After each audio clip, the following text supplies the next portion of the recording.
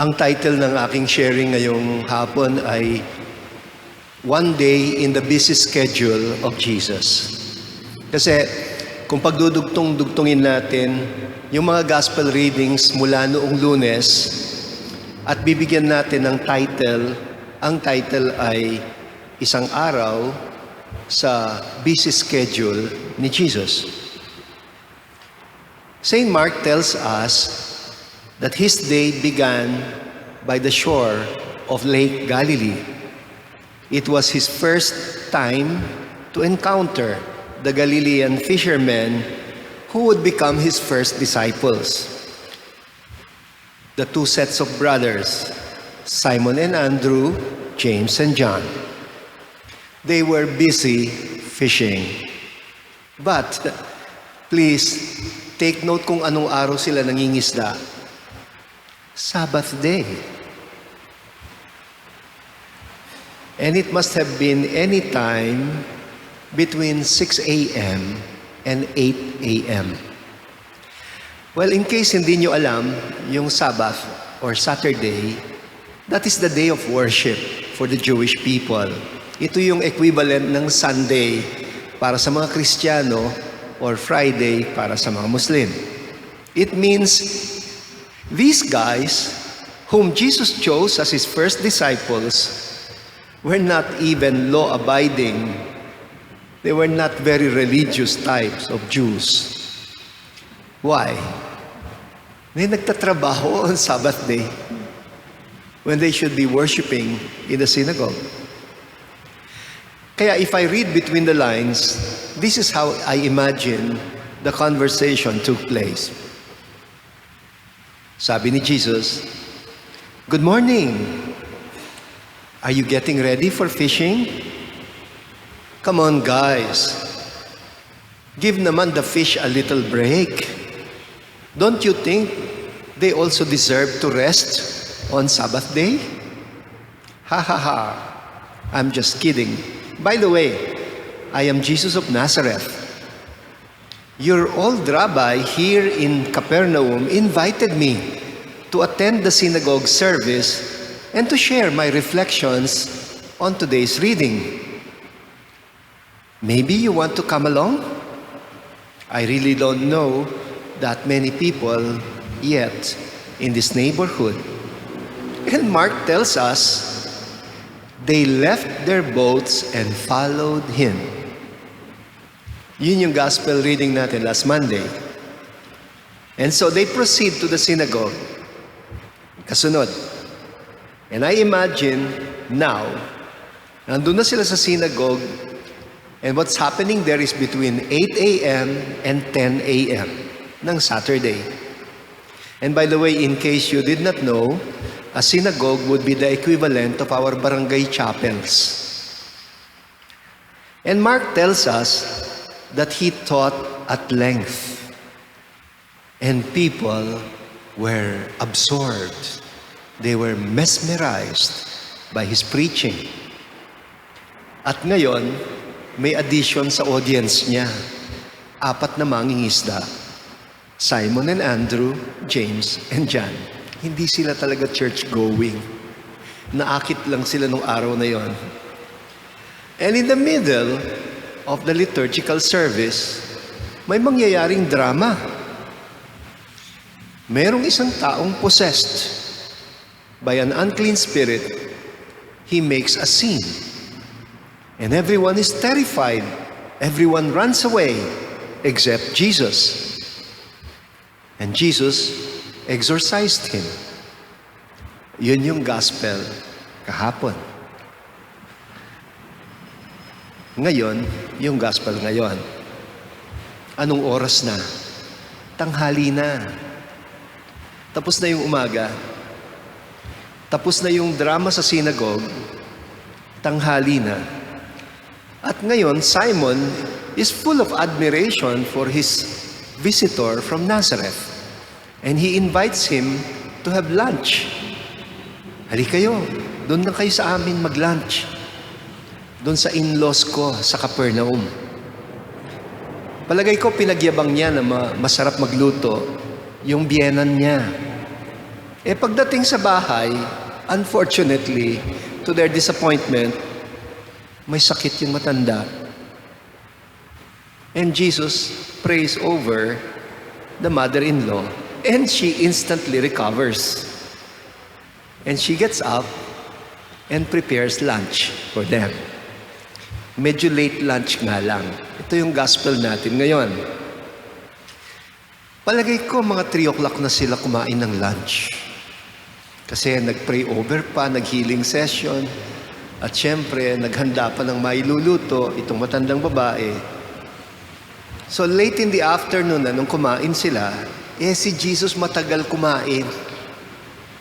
Dahil nabababad sa kwento, ang favorite venue ni Jesus is the table. Pag masarap ang kain, masarap din ang kwentuhan. And most of his disciples, tinuruan niya habang kumakain. Kaya, natapos yung lunch nila, halos supper time na. Ang sabi ni Saint Mark, mga sunset na. So at sunset, dinala daw doon sa bahay ang lahat ng may sakit sa Capernaum.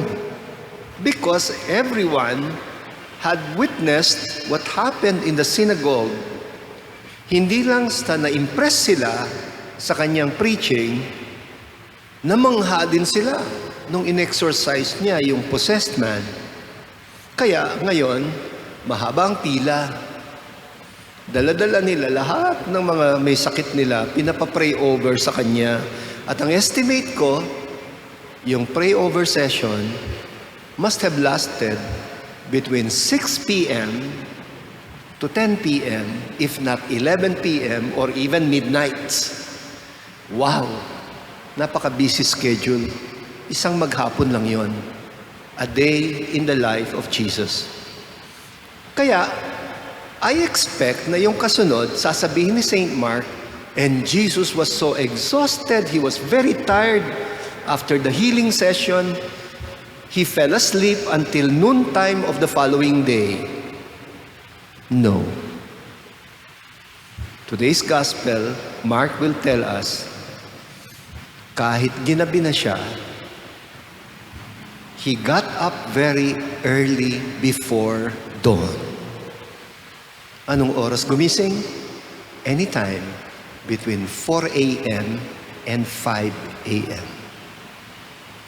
And he went off to a deserted place in order to pray. A day in the life of Jesus.